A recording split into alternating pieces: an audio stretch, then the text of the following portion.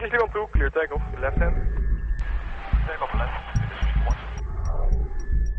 Left land, swim west, copy. Speed 1. Crossing 2-1. Crossing at 2-4 is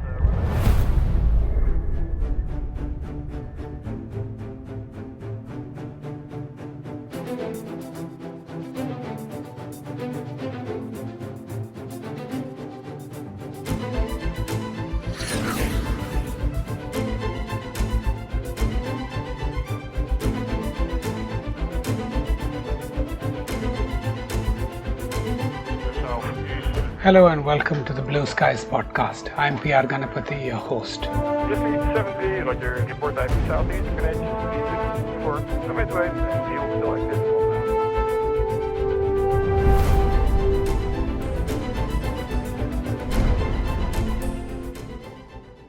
It's my great pleasure today to speak to an officer with a very interesting profile.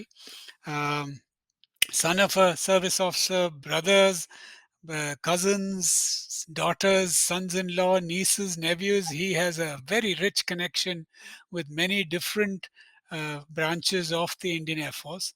But he himself, Group Captain RK Sharma, was commissioned into the transport stream in 1980. He's flown Dakotas, he's flown HS748, Dornier-228, IL-76, instructed on various types of Kirans, HT2, and also the Zenith Microlight. Over 12,000 hours of flying currently, including civil flying on the Citation 560 XL. Just a wealth of experience in both the light, medium, and the heavy transport categories of the Indian Air Force, and also some very interesting firsts to his credit. So, we're going to have a lovely conversation today. But first things first, a great welcome to the program, sir. Thank you so much for speaking to me. Good afternoon, Gana, and thank you so much for giving me this opportunity to talk to you. Pleasure, sir. Pleasure. Welcome. So, sir, you know the drill, you know that we love to hear about our guests, where they came from, what was their motivation to join the service. I know your father was in the service, so just love to hear where you grew up and, you know, what was your initial journey into the service like? What aircraft did you fly? What were some of those initial experiences? Yes, Gana, I belong to Himachal Pradesh, and I have lived out of Himachal most of my life because my father was in the Air Force. So we kept moving from one station to the other. But my basic schooling was done primarily at Central School Pathankot those days. And subsequently, I did my higher secondary from Chakeri Kanpur Kendriya Vidyalaya. And while I was in the higher secondary, I had appeared for NDA and got through for the 56th NDA course. Wow, that's a very special course. You had three chiefs from your course, isn't Yes, it? we carry that as a chip on our shoulder. So, so 1976, I joined NDA and passed out in 1979 as an Air Force cadet, and then went on to the 125 pilots course. We did our initial training on the SG2s at Bidar, followed by Hakimpet, where I flew the Iskaras. Kirans weren't there in your time. Right? No, we had the Kirans. Actually, our course had that unique distinction wherein we were divided into two groups, in fact, three groups, when we came after our basic training on ST2s. So, one group went to Air Force Academy who flew Kirans, and second group came to Hakimpet, and once again, it was made into two groups. One flew the Iskras and one flew the Kirans. So, I happened to be in the Iskras. Okay, great. And so you were commissioned in 1980 and then went to Yelahanka for your transport conversion, right? I went on to fly the Avros, which was the basic trainer onto the transports. And after a 6 month conversion, I was posted to 49 Squadron in the Far East, Jorhat, where I stayed for almost 6 years, And I flew the Dakotas and subsequently converted onto the AN-32s in the same squad. Okay, lovely. So, sir, just back up a little bit. You came from flying small aircraft and then suddenly you're flying the HS748 twin engine turbine with many passengers and load carrying capability and all that. So, what was that kind of change in that step up? What was that like? Well, Gana, to be very frank, I wanted to join the fighter stream. And unfortunately, in our course, we did not have a kind of a trifurcation board when we were in Air Force Academy.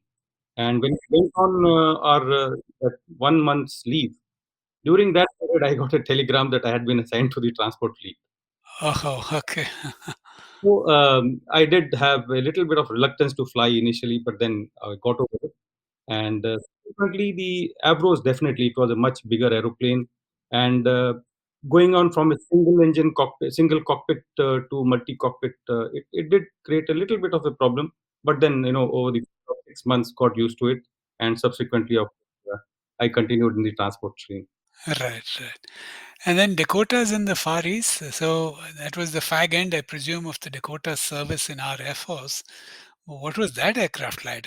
Quite a legendary aircraft dating back to World War II. Yes, Kana, that was probably one of the best flying moments of my career. I flew the DAC for about 5 years in the squadron, and I joined in 1980, and the Dakotas were finally phased out sometime in March 1985. So it was a very good aircraft. No navigation aids except one NDB, I mean one ADF we had, and of course our dependable navigators. No autopilot and long flights going from Jorhat to Delhi non-stop used to be almost 7.5 hours, and no autopilot. And we, the co-pilots, then used to be called fondly as as the autopilots. Right. Right. And what sorts of missions were you flying in the Dakotas? A lot of, army supply and things like that? Yes, mainly we did the air maintenance in Nagaland, Mizoram, Arunachal Pradesh. We also flew for the Pradesh government. That is we used to call it DST, so Directorate of Supply Transports.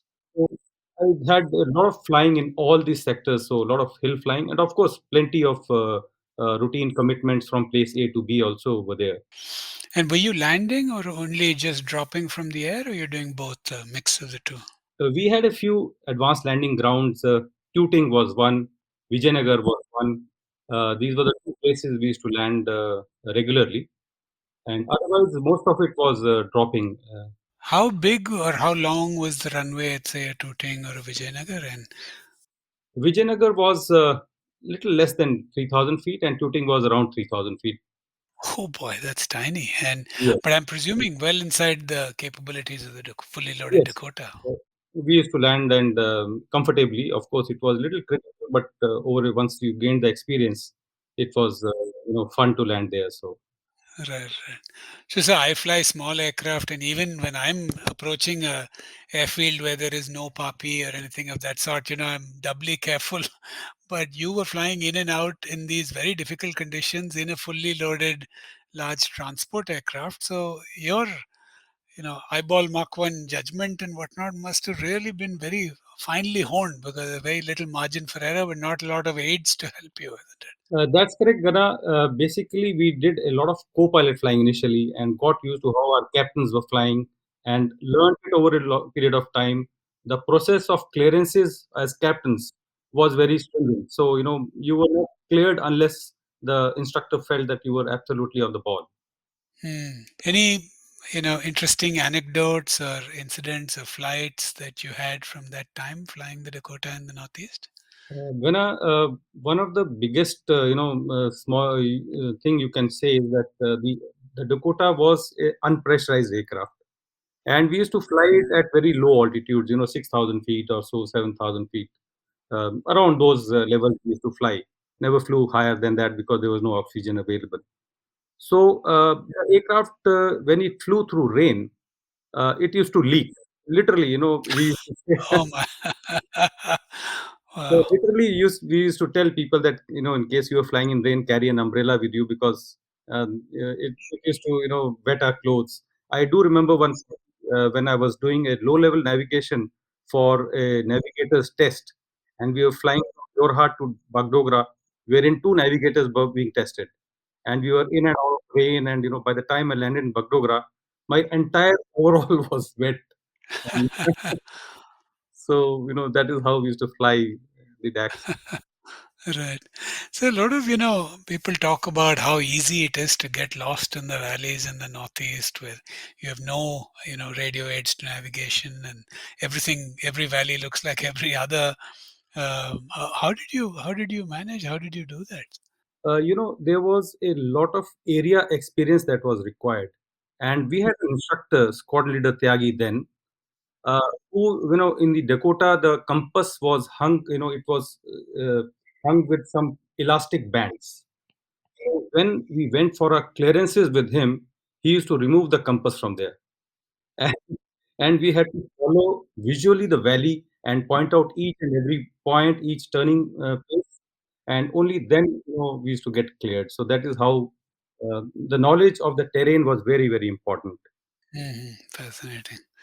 And I presume you were flying a lot, right? Pretty much every day. Yes, we were flying almost every day. In fact, my squadron had a detachment at a place called Silchar, where Kumbigram was the airfield, and mainly we used to do supply dropping in entire Mizoram, and that was had a lot of dropping zones and long flights, And at times we used to be doing almost 14 to 15 circuits over a drop zone when we had para drops, because you had to do dummy drop and thereafter do 15 to 16 paras. So there used to be pretty long flights, almost 3 hours. Some of the flights were. Wow. I guess for a young pilot, you can never get enough flying, and you're probably getting valuable experience at that time. Yes, yes, it was a great experience, flying the DAC. So then you converted on the N32, but then after that left for FIS, is what I Yes, seem to remember, yes. right? I converted to AN32s within this squadron because we were all very well cleared in the areas, and so our commanding officer wanted to retain us, and so that is how all the pilots used to go to PTS for conversion, but somehow we were retained in the squadron and converted there, and subsequently continued with the air maintenance job in the on the AN32. Okay. And so conversion involves, some ground school, what is that, MCF, and Yes, then correct. some flights, is it? That is correct. The MCF was centrally done at Agra, and the flying training conversion was done for me and a coursemate of mine. It was done within the squadron. Okay. And do you initially start off in the right seat, and then as you gain experience, you move to the left seat as a No, captain? we were trained initially as captains. So we started our flying from the left seat, gained the requisite number of hours, and then we got categorized. Uh, And, compared to the Dakota, the same kind of missions, what was the big difference that you saw with the N32? Was it more payload? Was it the ability to better navigation, the ability to fly higher? What were some of the advantages that you saw between the Dakota and the N32? all of these three, you could fly higher, so weather was not a problem. Then you could fly faster, and you had better navigation aids, and you could carry much more load than what the DAC used to carry. Uh-huh. But in terms of takeoff distance, landing distance, and all that, fairly comparable to the Dakota. Almost comparable. In fact, AN32 is one of the most versatile aircraft that I have ever flown. And the same advanced landing grounds, which I was telling you about, Tooting and Vijayanagar, we used to go and land with almost 25 tons of all-up weight at these ALGs. Wow. Amazing. So tell me about FIS, the Flying Instructor School, which is in Tambram, in where I live in Chennai. Yeah, Tambram, I did the 83rd instructor's course. And at that time, we flew the ST2L and the Kiran Mark II. What is the L's? It was basically a modification. Earlier, the previous ST2 used to swing a lot Right. because the tail wheel was not secured. So on the ST2L, there was one was an engine modification that was done, and second was with the tail wheel. So the aircraft comparatively used to swing much lesser. Hmm. So they give you a steerable tail wheel, is it? Uh, you can say it was steerable, but only very marginally. Great. And then you were an instructor at AFA and then at TTW. Yes, I did about 3 years in Air Force Academy and 3 years in Yelahanka. That time it used to be called TTW. And then went back to the squadrons. Yes, I went back to Chandigarh, and then I got qualified on the Leh, Thoise, and all the dropping zones which were there in Leh and Ladakh.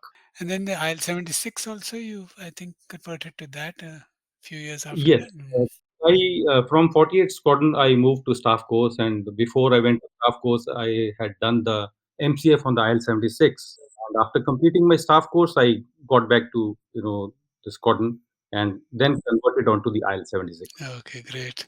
Yeah, we had a conversation with Groupie Bevur of on the IL-76 and the Op Cactus action that they Yes, saw there. But what was so you'd flown from the really old Dakota to the mainstay of the heavy lift fleet, the IL-76. What was that aircraft like? What did you like, dislike more, and what were those experiences like? IL-76 was basically a change in culture because you had 7 crew members. Oh, uh-huh, So when you sat in the cockpit, there were 7 inputs which were coming to you on the radios. uh-huh. So one had to get used to that. Who were these seven? So captain, co-pilot. We had 2 pilots, we had a navigator, we had a signaler, we had a flight engineer, and we had 2 gunners. One gunner used to sit in the cargo compartment, and one gunner used to sit at the tail. If you've seen, there was a gunner. Right, right, right. So that is how we made up 7 crew members. Wow. Okay. So Amazing. the first challenge for me or any other pilot who went was to differentiate who's the one who's calling you on the intercom. Uh, So that was one big problem. But otherwise, it was a very good aircraft to fly because a lot of automation was there.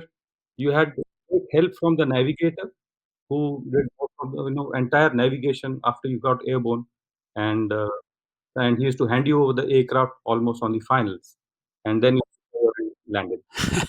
right. The other difference was that in all these other aeroplanes, you were used to handling the throttle yourself. You were used to starting the engines yourself.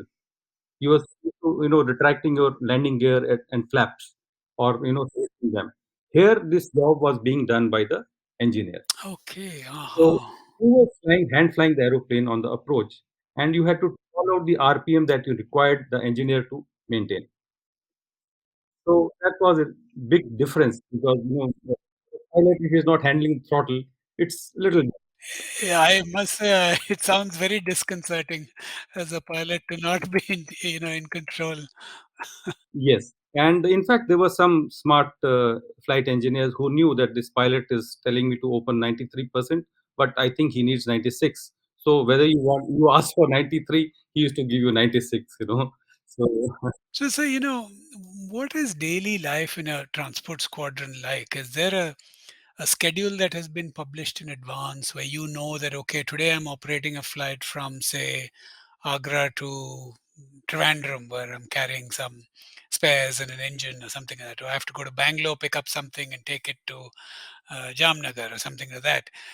Is it planned and you know that well in advance? Are you on trips like that? Do you return home in the evening, or are you out a lot?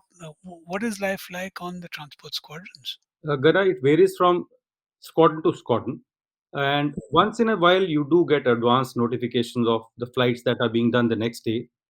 But there are times when you get sudden flights, you have to move all of a sudden to another place. There are a lot of night halts that are involved in the transport stream, and unscheduled night halts also happen. So, it's varying from each squadron.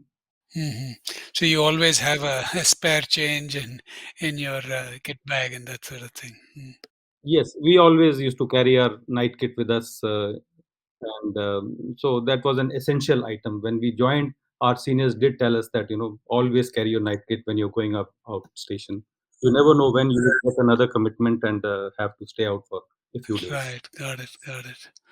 Uh, Visual computer before visualize. Just need 7B, Roger, report back to southeast, connection, before, midway, and deal selected. Great. So then you spent time in AEB, sir, and that's an organization I'm very fascinated by. So just love to hear more about, I think AEB is tasked with standardizing and categorizing pilots around the Air Force, and I think you was the specialist on the N32 IL-76 and the Avro. What were those experiences like? Yes, Gana, I spent about little less than 2 years in the Aircrew examining board, and I was flying and examining on the three aeroplanes that you mentioned.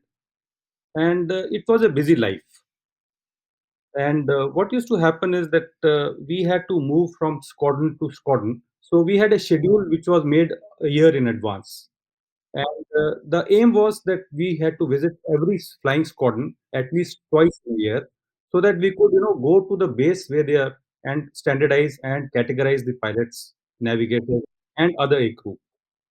So it used to be a Monday to Friday. We used to leave Hindon on Mondays and reach wherever we were going, spend those days and examining, and come back on Fridays. So Saturdays and Sundays were always free for us, but otherwise, we were out most of the time. Mm-hmm. Right. So, when I was getting my license, I have an FAA license and a DGCA license. We had this thing called the practical test standards. So you have to maintain heading plus or minus so many degrees. You have to maintain altitude plus or minus so many feet.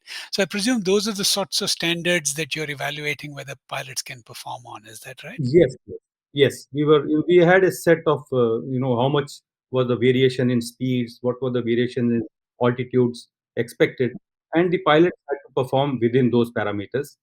And in case they performed, then they used to be upgraded.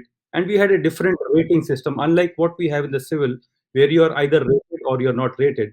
In the transport stream, we had a one was a transport category, which was A, E, D, and one was a rating, which was a white. It was unrated, white, green, and master green. Okay. That's So for the instrument rating, isn't it? yes. So you always had a combination of a transport rating as well as the category. Okay, got it. So for example, A Master Green was the highest achievable CAT IR by any pilot. Right. And was this a tense, nervous time for these people in the squadron? Because if they didn't get categorized or didn't increase their category or whatever, their careers would be impacted and they would have to wait another 6 months or a year before the next time you came around? Yes, I mean, I remember my days when I was a normal pilot in the squadron, and a week before, or 2 weeks before, you used to get very nervous. How will I do?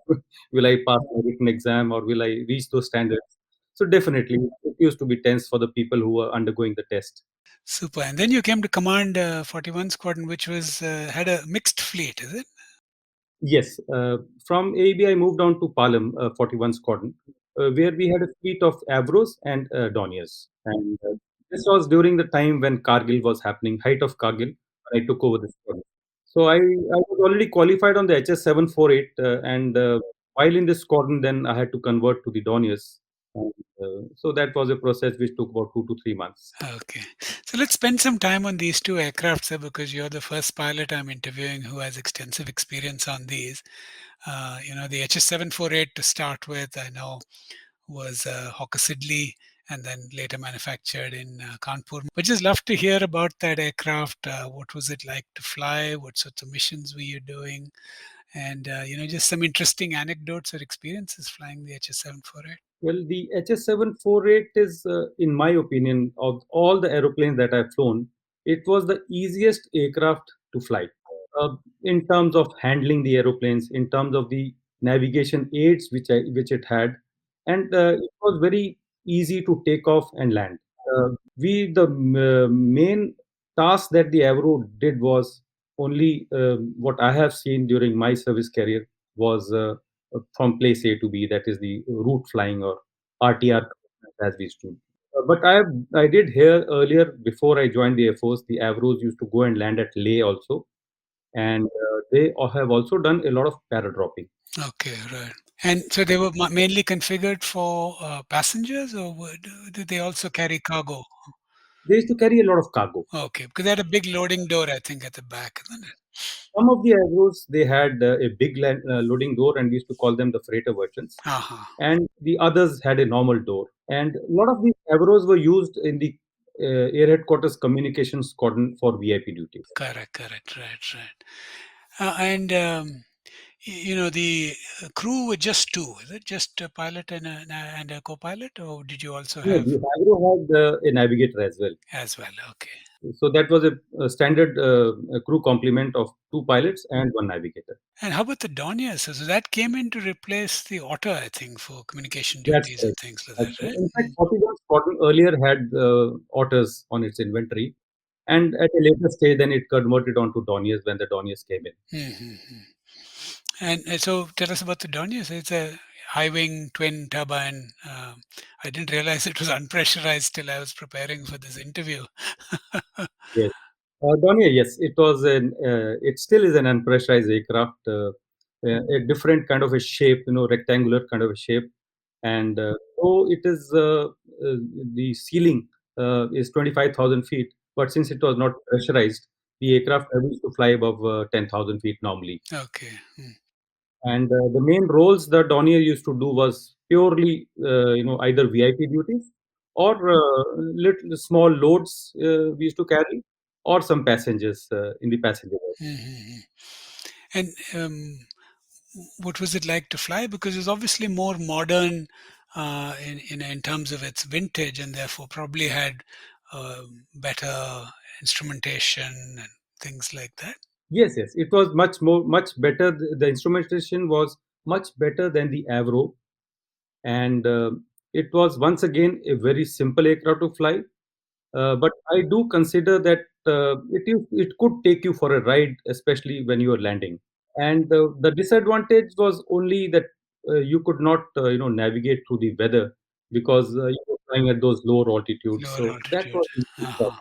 And did it have a weather radar? Could you pick up cells and things like that? of the weather. There's this, but the aircraft lacked the anti-icing. The airframe anti-icing was Ah, not okay, there. okay, okay. So that was a big drawback. You couldn't fly in the clouds. Hmm, understood.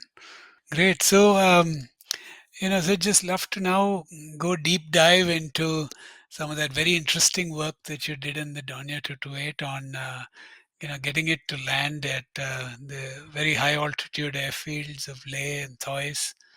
So, how did that project start, and what was the preparation, what was the flight like, what are the precautions that you took? Just as much detail as you remember and can share with us, we'd love to hear. Yes, Gana. Uh, I took over the squadron in June of 1999. And when the handing over and taking over of the commanding officers was taking place, my predecessor, Wing Commander Day, he gave me a small presentation. And he says, Ravi, just keep this handy in your drawer because every 6 months, whenever there is a change in the CNC or the SASO, they will always come. Whenever they visit the squadron, they will tell you, why can't the Dornier go to Leh and Thoise? So he says that we have done a study and it cannot go because of so many reasons. And so, basic problem with the Dornier was that I had already mentioned that it was not pressurized. Secondly, it did not have an anti-ice system of the airframe. And thirdly, though it could fly up to 25,000 feet engine-wise, airframe-wise, it was restricted to 15,000 feet because there was an instrument called the maximum allowable airspeed indicator, MASI we used to call it. Mhm. That was not fitted. So, in case you flew above at higher altitudes during the descents, there was a likelihood that the aircraft speed would cross the structural limits. It is something like crossing your Mach number. Right, right, right. Okay. Hmm. So that is why the aircraft was not cleared to fly above 15,000 feet. And and the aircraft had a very small bottle of oxygen for the two pilots, one each, which used to last about 40 to 45 minutes. That is what was the projected timing given to us. So these were the basic impediments, and in case you had to go to Leh and Thoise, we had to fly. In case we were planning a sortie via Srinagar, then the minimum altitude that we needed was about 20,000 feet. Okay. Mm. And in case we had to go via Chandigarh, then we had to climb to about 25,000. So in case we had to go to these places, we needed absolutely clear weather. No could take place. Then another issue was of the Dornier performance. Now what happened was Leh, it's a very long runway, 10,000 feet long. So uh, that was not an issue. But the problem was in the second segment of climb in the event of an engine failure. Right, right. Sorry, sir. For the audience that don't understand what that is, can you please explain, sir?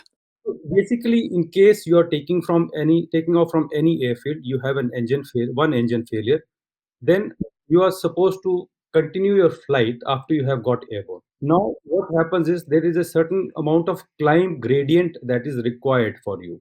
In a normal airfield in the plains, you have a lot of ground in front of you which is not high, and so it basically what the climb gradient means is the distance that you cover and versus the altitude that you gain. So in the in the hills, it's very important because especially Leh, after takeoff, there was a huge hill which we used to call it as the policeman's rock. It was literally like a policeman standing in front of you, stopping you. So, and there was also a turn which was involved to the right once you took off. So, the graphs of the aeroplane, when we consulted that, they did not permit the takeoff of the Dornier with the required amount of fuel and the two ground crew that we were carrying at or above 0 degrees Celsius. So that means technically we could not fly the Dornier from Leh above the temperature of 0 degrees. That was a big problem. Safety was involved. So these were the various problems that were there. And subsequently, what happened was sometime in the month of August, a new CNC came and he says, "Why don't you go to Leh?" So I filled out the presentation and I told him, I said, "This is why we cannot go." So, but he was insistent and he insisted that no, he says, "You must try. It's a military aircraft and we must exploit the aircraft to its maximum." So, with that kind of goading and support from the command headquarters, we then said, okay, there is no alternative but to plan. And so that is how then we made a plan that first the Dornier had never flown above 10,000 or 12,000 feet. So our first aim was to fly the aircraft at about 20,000 feet in a local flying area and see how the aircraft formed, shut down one engine, see how it drifted down on one engine, at what altitude it stabilized, because in the hills you can't descend at up to beyond a particular height because of the intervening hills. Right. So we first planned one sortie in the local flying area, Sorry, and sir. Can I just ask you what is the single engine service ceiling of the Dornier, if you remember offhand? it was so we were told it was around 17,000 feet or so. Okay. Uh-huh. Yeah. So when we carried out the first trial at 20,000 feet, the figures were almost comparable. As far as the one engine drift down was concerned, we leveled out at 17,000 feet. But the speed that we got was a little lesser than what was anticipated. But this trial was really successful. The only problem being that we did use the integral oxygen which was there in bottles. They never lasted for the required amount of time. So we needed a much better oxygen system for that. Plus the masks that were there with the Dornier, and once we fitted them onto our headsets, they caused a lot of headache to both the pilots because they were very tight. Right, right. So after the first trial, we decided that we need to enhance the oxygen system. So the CO Com squadron was a good friend of mine, and somehow my engineering officer said, "Sir, the Boeing 737 emergency bottles, if we get them, then we can modify." Okay.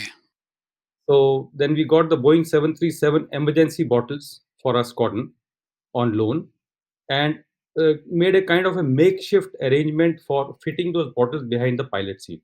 Also, because the mask was creating a lot of pain to us, I remembered my Dakota days, and we used to fly with that inner helmet of the which used to cover your entire head. Uh-huh.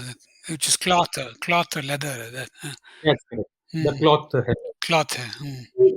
We requisitioned those helmets and the mask and the bottles of the Boeing 737, and we modified our one Dornier with that system. Okay. So Wow. with the Boeing 737 bottles, we got an approximate 2 hours and 30 minutes of time on the oxygen. And that is exactly what we needed for our flight because we had to go from Srinagar to Leh. And in the event of not being able to land at Leh due to weather or any other reason, we had to come back to Srinagar or to Jammu. So we definitely needed that 2.5 hours, and this is how we got that 2.5 hours of.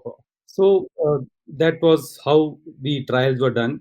And third phase, what we decided was that we will fly the Dornier at 20,000 feet from Srinagar, go up to overhead Leh, and return back at the same level without descending, so that seeing, getting used to the valley, etc. Right. So we did one flight in that manner, and then we were not, since I had flown in that entire region for a long time, but I was not very confident of going from Srinagar to Leh because that sector I had not flown much. So we requested command headquarters to give us a helicopter sortie and for us to see how the escape route looked, Mm. get a feel of it, because in case of an engine failure, we had to follow the valley, and that is what we call the escape route. Mm-hmm. So then the command gave us one helicopter sortie. We flew over the escape route, familiarized ourselves, and thereafter, once we were confident, then we decided let's now go for it. And we said sometime in November we'll try. Okay. Now, so icing and freezing levels must have been quite a concern, right? Because Yes. you didn't have anti-ice or de-icing capability on the aircraft.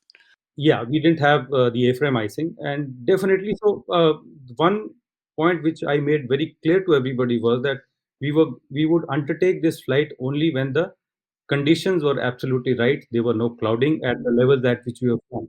And also the second point was that we would go only when the temperatures were at 0 degrees or below. So that is how the month of November, towards the late November, when we realized that this is the time when we get good temperatures, and we would plan a flight then.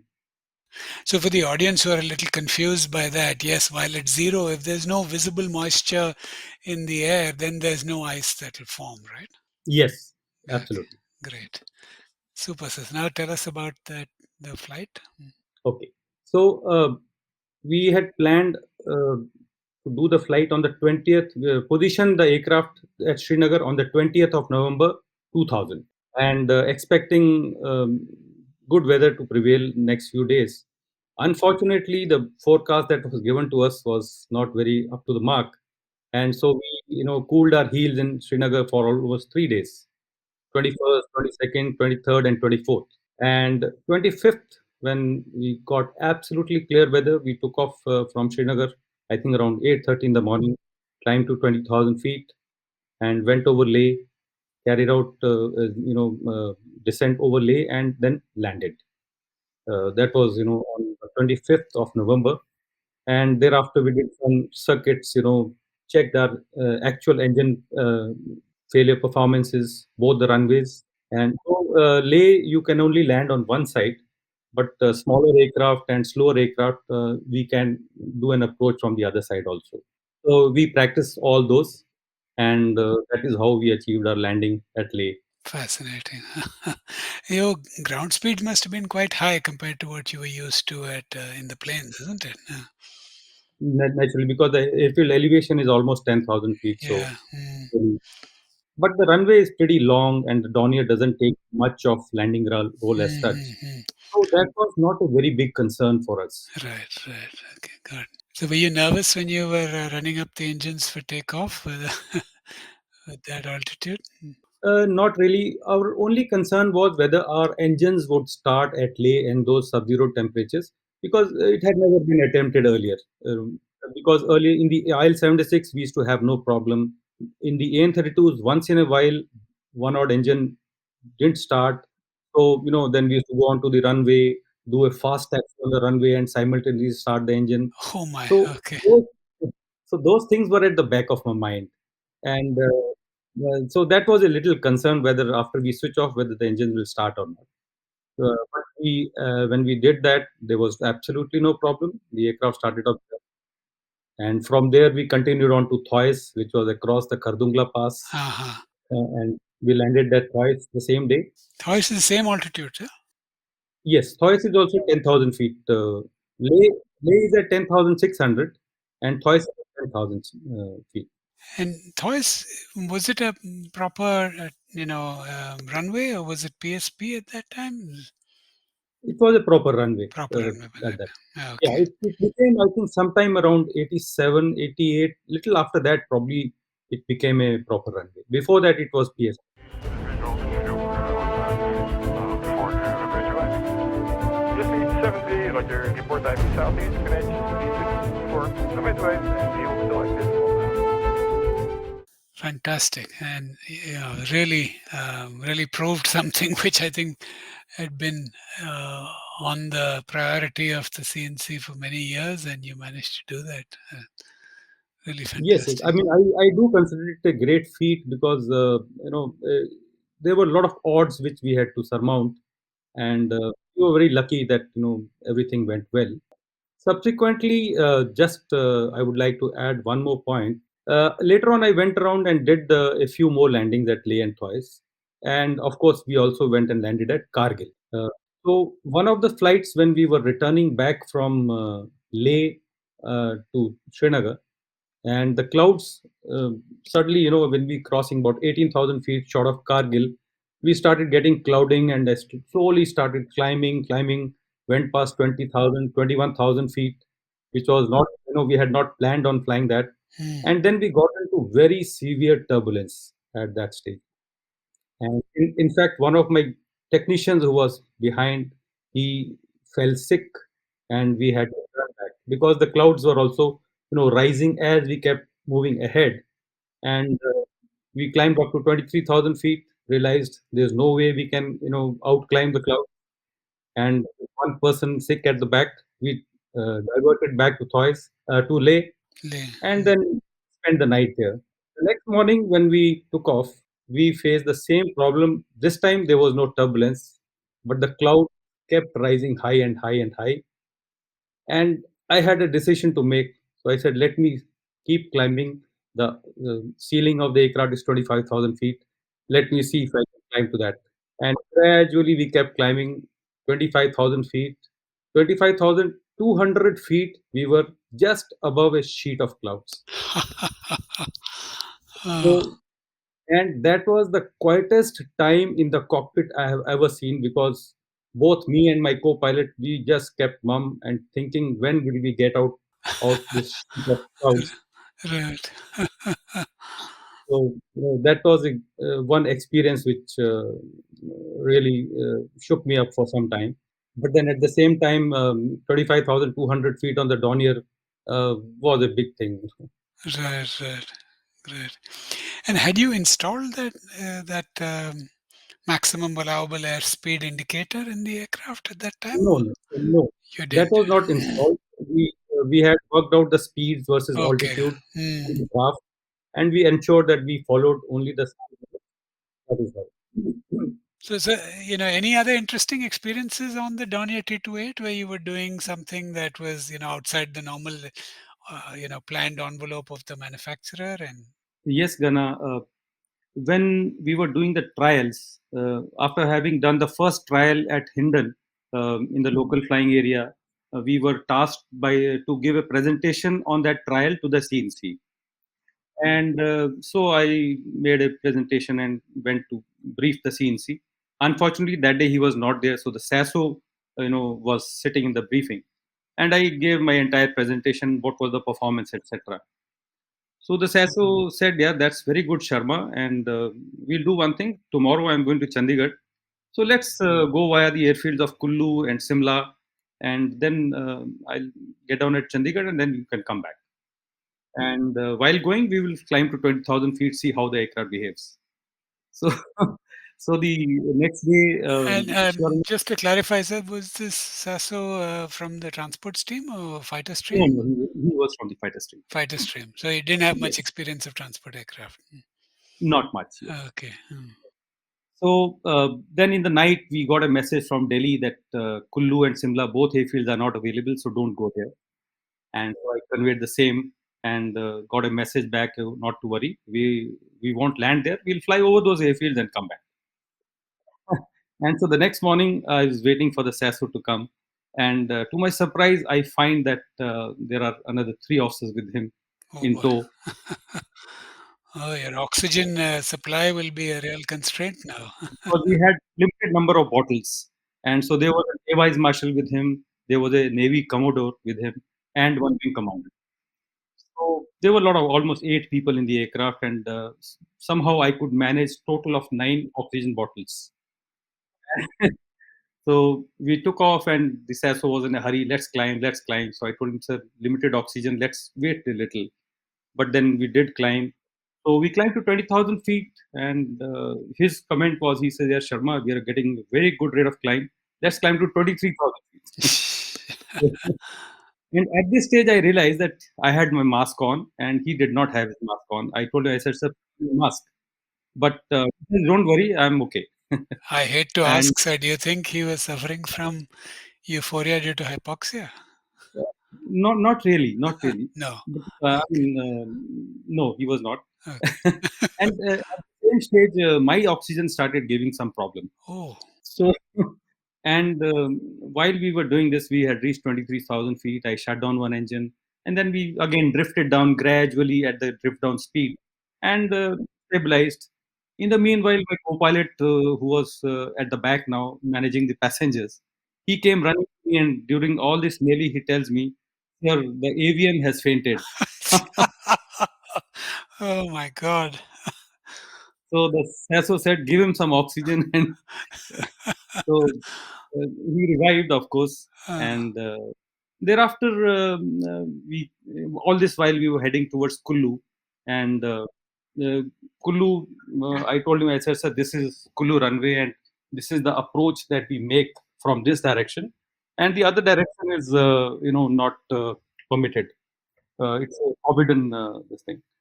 So he said, "No problem." And all of a sudden, he decided that I will do a landing on runway 34 uh, on Kullu. And so we made an approach from the forbidden side, and, and made a go round, and thereafter set course for Simla. mhm.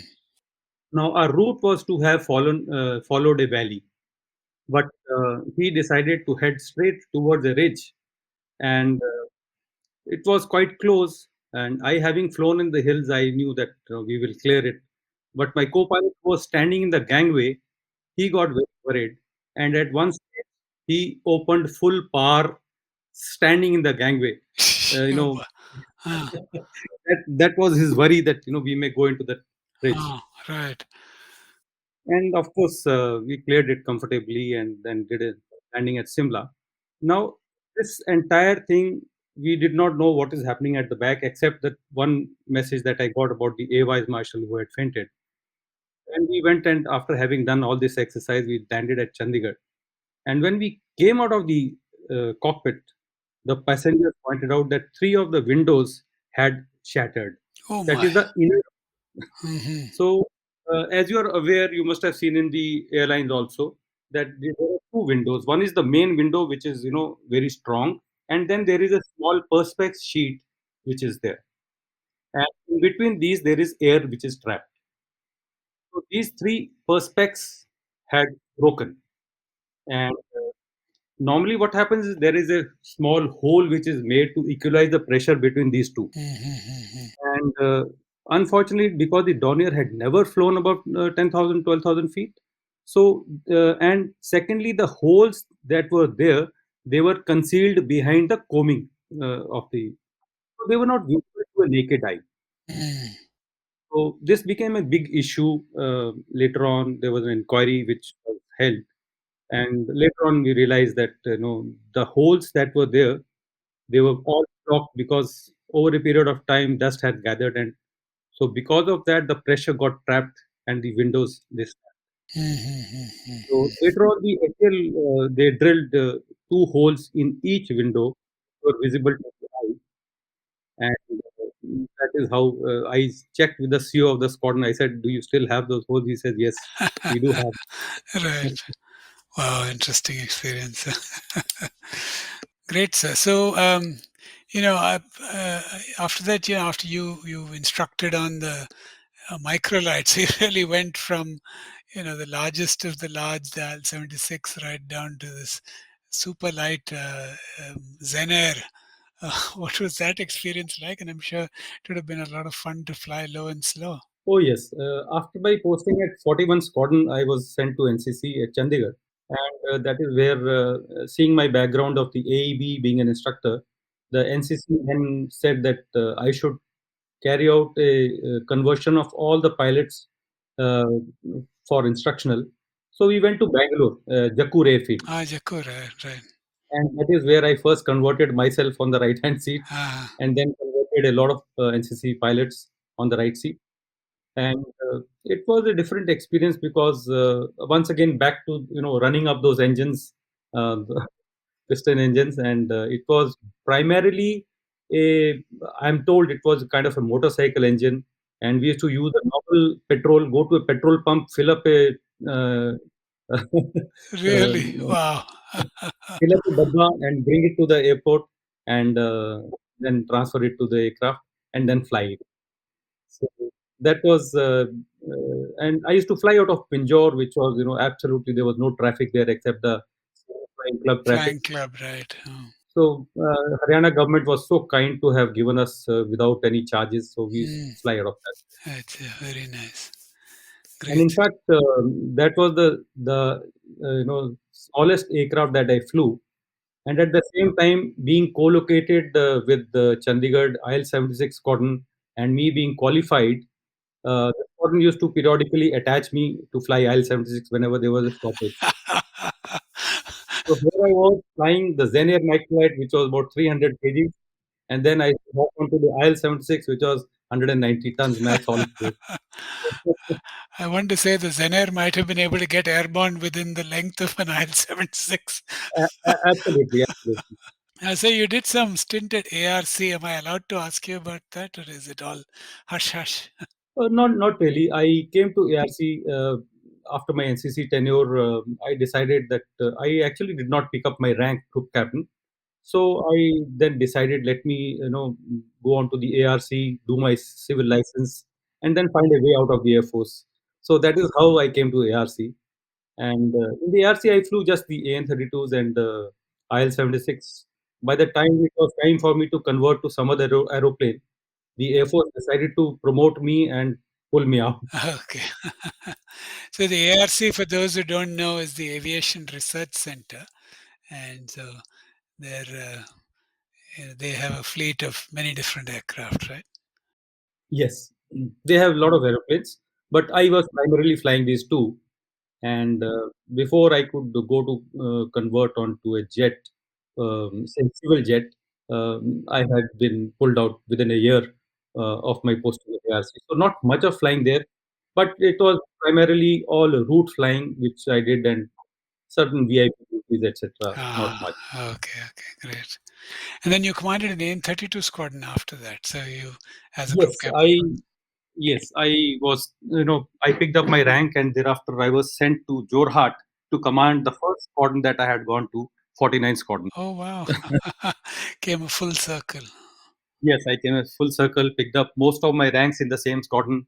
So, sir, I've taken a lot of your time, but you've done a lot of civil flying after that. So, I just love to hear what you're flying, what sort of flying, and how you see civil flying as being different from the sort of flying you do in the service. Yes, I left the Air Force prematurely in 2010, and then I joined a corporate. And you have already mentioned I was flying. I'm still flying the same aeroplane for the last 11 years plus. That is the Citation 560 XL. So the difference between civil flying and the Air Force flying is that civil flying is more of, every flight in the civil is a VIP flight. Hmm. Uh, because you're every time whoever you're carrying is paying money, and so he is a VIP to you. And the aeroplane is a very modern aeroplane with very good navigation aids and good speeds, flies at altitudes of 40,000 and above up to 45,000. Right. So that is what most of your flights are, from one place, which is one metro to the other metro, and none of these, most of these flights are IFR flights, as you call them. Right. Right. Hmm. So whereas in the Air Force, you were landing at various places which were not charted, etc. Correct. And we discussed this earlier. You have lots of family members who are also in the service, flying, non-flying. Um, it seems like it's almost like a family profession. Nieces, It's a mini Air nephews, Force. your daughter, your son-in-law. Yes, my father was in the Air Force. He retired as an honorary flight lieutenant. Then we are three brothers. My elder brother was in the Air Force for 15 years. Then I served for 30 years. And my younger brother also was he joined the pilot's course and couldn't make it to the flying branch. And thereafter he went to IMA and then he retired as a colonel. So, and my brother has got a son who's a Su-30 pilot, and he's got a daughter who's a wing commander in the logistics branch, and he's got a son-in-law who flies the C-17s, Amazing. and he's got a daughter-in-law who's a technical officer, Acha. and my own daughter is a logistics officer, and my son-in-law is flying helicopters. Okay. So, so we've got the fighters, the helicopters, and the transport pilots in our family.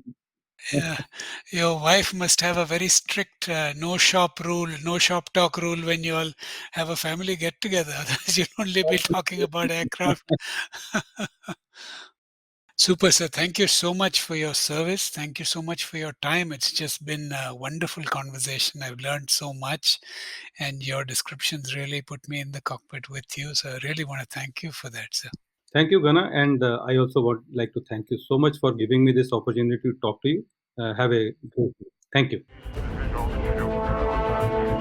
to Fortune individual. Just need 70, like your report IP southeast, Cadets, for midway, and yield still active. Well, folks, that's all we have time for this week. Join us again next week. In the meantime, sign up for updates at blueskiespodcast.com. There you'll find links to follow us on Twitter, Facebook, and Instagram. You can also write to us with your comments, questions, suggestions, and feedback from the website or to blueskies@prganapati.com. Subscribe to the podcast on any podcasting platform such as Stitcher, Google Podcasts, Spotify, Apple Podcasts, and even on YouTube.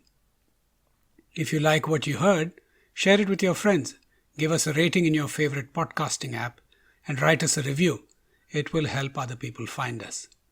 I want to give my thanks to Saurav Chordia for our logo and Prithvik for the music. I want to reiterate that all the views expressed here are personal, and this podcast has not been approved by or reviewed by the Air Force, Ministry of Defense, or any branch of the government. In the meantime, stay safe and Jai Hind.